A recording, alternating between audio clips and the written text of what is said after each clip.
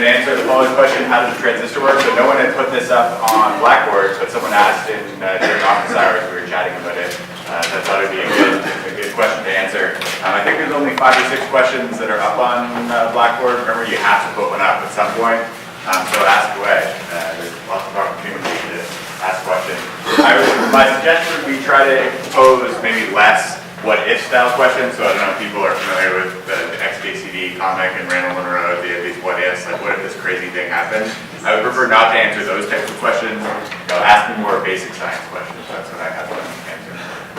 Okay, so we spent a lot of time, and we're in a section of the course that people usually find fun, which is basically DC circuits and AC circuits and circuit elements. And so we've seen various circuit elements thus far. We've seen capacitors, right? These are basically energy storage devices. We store energy in the electric field with a capacitor. We've seen batteries. These provide the electromotive force. And for those of you doing your labs today, you'll play around with some of these. So just, a high and a low potential that can drive current, which we learned about last time. Resistors we're going to spend time on today, and you saw them in the pre-lecture. It's basically just some device that's going to use the electrical energy in the current or power to do something, like a light bulb, for example. And we've sort of talked about switches a little bit, basically just a way to open or close a circuit, right? So we could do that by shorting out a capacitor, for example. But there's one that we haven't talked about so far, which is a transistor. And in terms of, you actually have billions of them in your pocket. Anyone that has a smartphone, there's the A7 chip, I think, has 2.2 billion transistors in it. So, it seems crazy to have 2 billion of something in your pocket and not know how it works, right? So it's kind of fun to learn about transistors. And there's a fun story about them too. But basically, the point contract transistor was developed by Bardeen Shockley and Walter Brattain at Bell Labs in 1948. Bell Labs was an amazing place that had theoretical and applied and experimental physicists all working together, coming up with all kinds of cool stuff. And these guys certainly weren't trying to develop the research that led to this was very fundamental research on the properties of semiconductors and how electrons behave in certain types of semiconductors. And the ultimate goal, the ultimate outcome was this transistor that we now carry around billions of them, but that wasn't the motivation for the research originally. And so I think that's something to keep in mind that 50 years ago, even companies were doing kind of undirected basic scientific research that led to essentially the computer age, right? How different would things be now if we didn't have this? And also, John Bardeen is pretty badass. John Bardeen is the only person to have 2 Nobel Prizes in physics, right? So, on completely unrelated things in some sense. So this is pretty impressive to get, the top prize for 2 separate things in your career.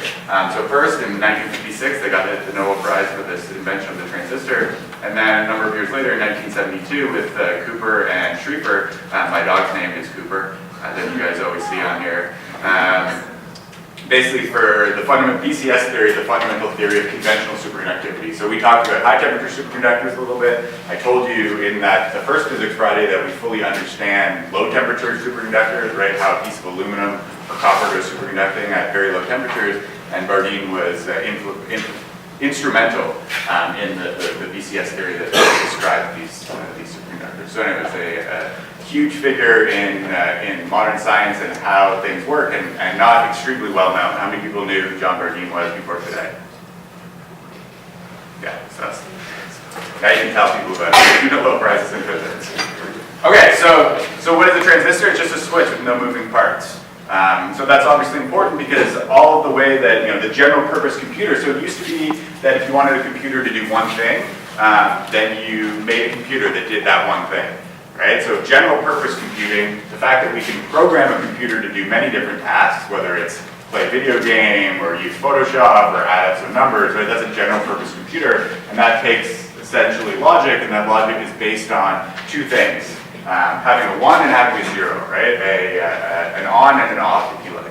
And that's really what a switch does, right? A switch just distinguishes between on and off, but you need a lot of monkeys operating switches to have a computer made out of mechanical switches.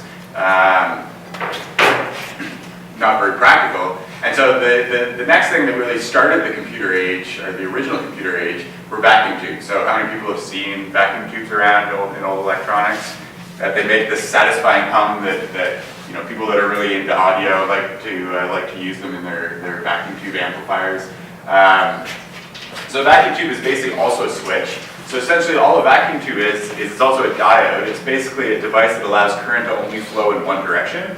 And so essentially you have it uses the thermionic emission of electrons, so you have basically a cathode and an anode. You heat up some material on one side and it shoots electrons out. Those electrons can only go in one way. They're attracted to a high voltage positive side of the terminal, and so they can basically only go in one direction, right? From the hot end where they're stimulated up to the high potential area, and so that's the current on switch, right? But basically you can put a metal grating inside here that when you apply a potential to it, then when you apply a potential to that, the electrons don't make it up to the top, and so that's the off state, right? And so the important thing is by applying a potential to this device, you can turn it from on to off. So the electrons are flowing when I don't have this grating, which is what's seen in here.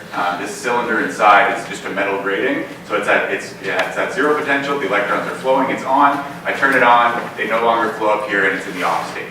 But these things are big, right? And they used to be really big. That's why computers used to be the size of an entire room.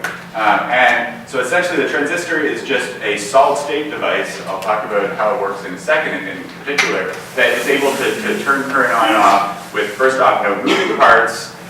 It doesn't have to be under vacuum. These things would explode and things like that, and can be essentially made at the scale of nanometers, right? And so that's why we have them on our computer age, because we can make these things. So Intel is working on 14 nanometer version, and I actually forget what the fab facility in Essex is.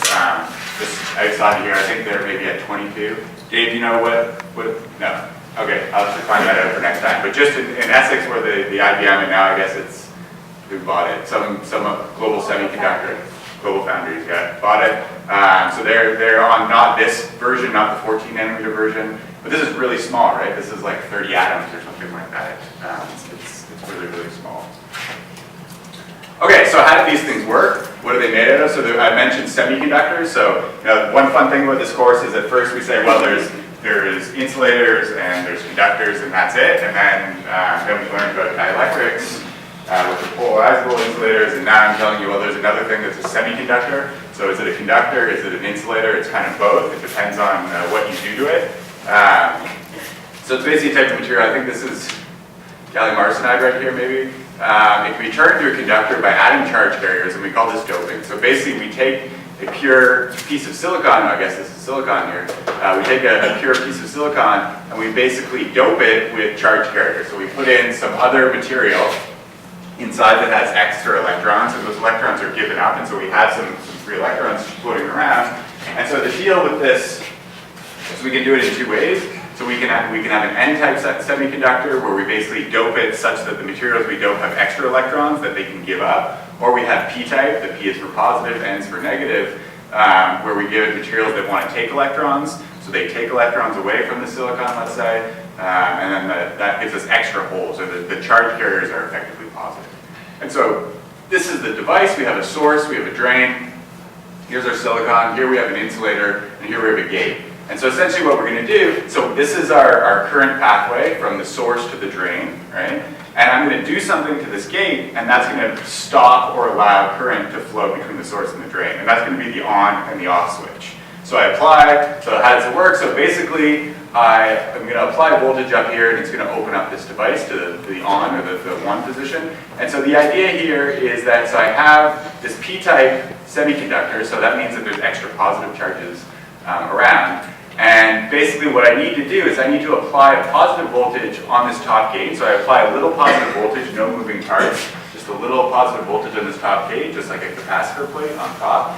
And so what that does is it basically attracts, so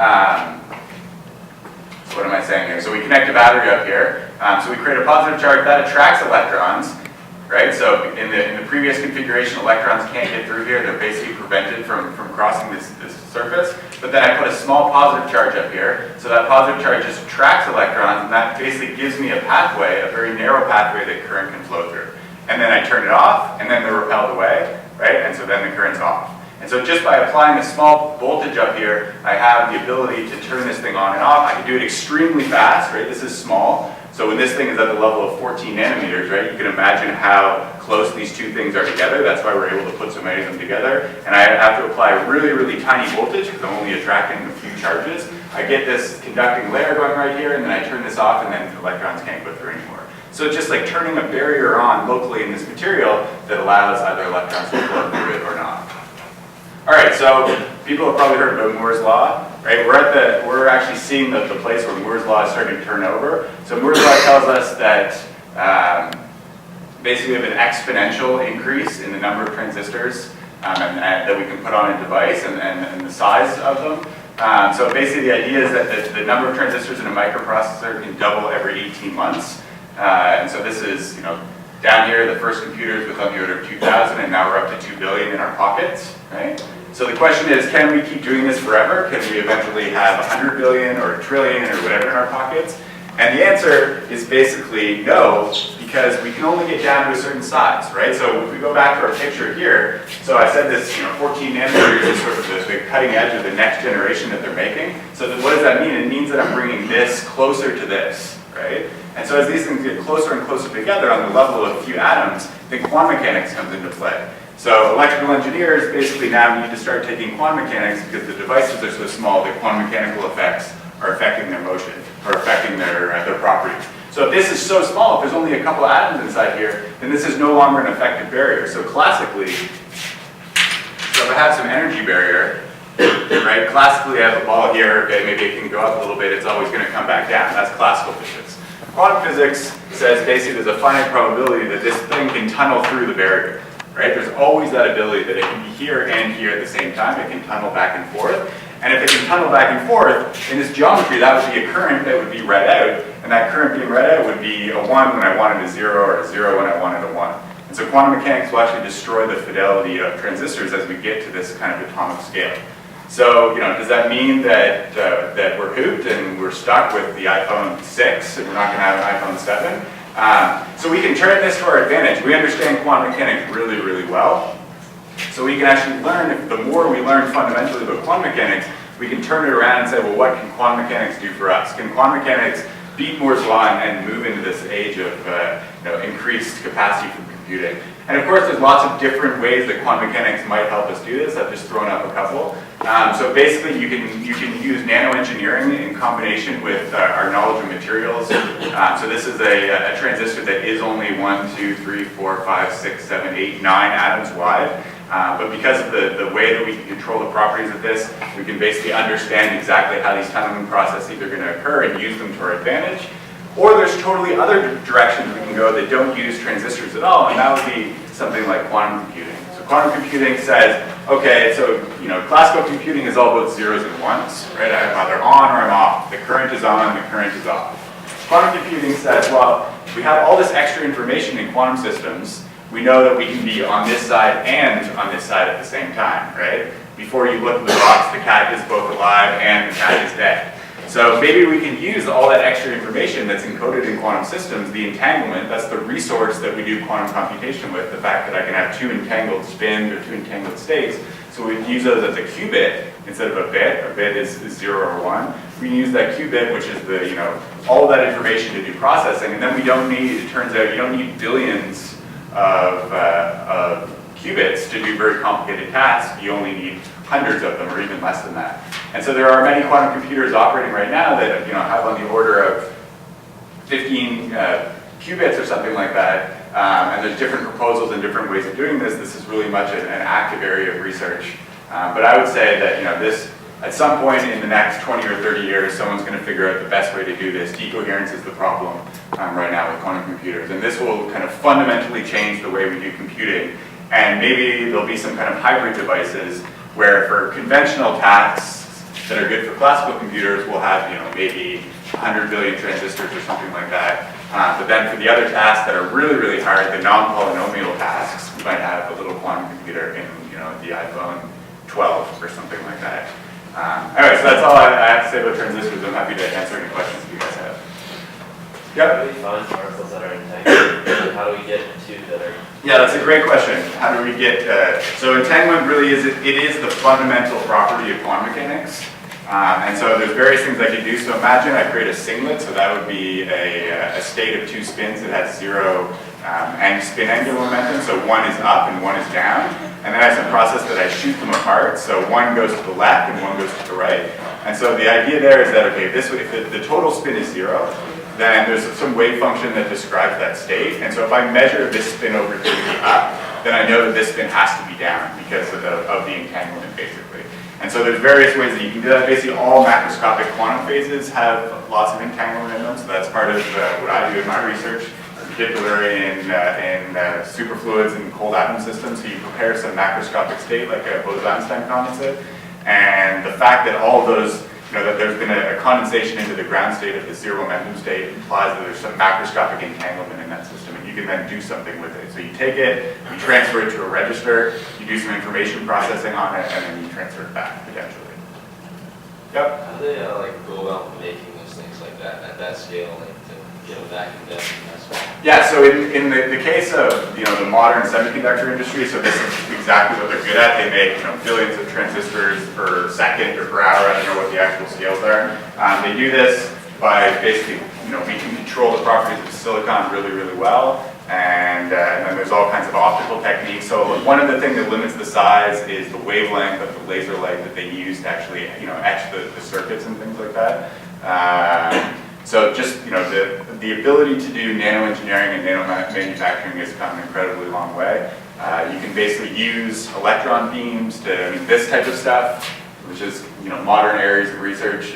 People use transmission electron microscopes, and instead of using the electron beam to actually visualize something, you can use it to bombard a surface and etch out an area on the size of angstrom through nanometers. And then you basically evaporate different materials on top, and then put this probably a gold gate on top or something like that. So basically using the tools that we used to use to visualize systems at very small scale, now we can use those same tools to manipulate them at those scales. Any questions? Are the conductors generally gold for transistors, or? So in kind of modern physics applications or experimental applications and modern research, gold is used a lot because of its thermal conductivity properties. So oftentimes these things have to be really cold, and you don't want something that really expands or really contracts when you change its temperature, because if it's so small, then it's basically going to break the whole thing when you cool it down. And so people use gold or silver or sapphire, basically materials that have well understood and very good thermal properties, thermomechanical properties. Other questions?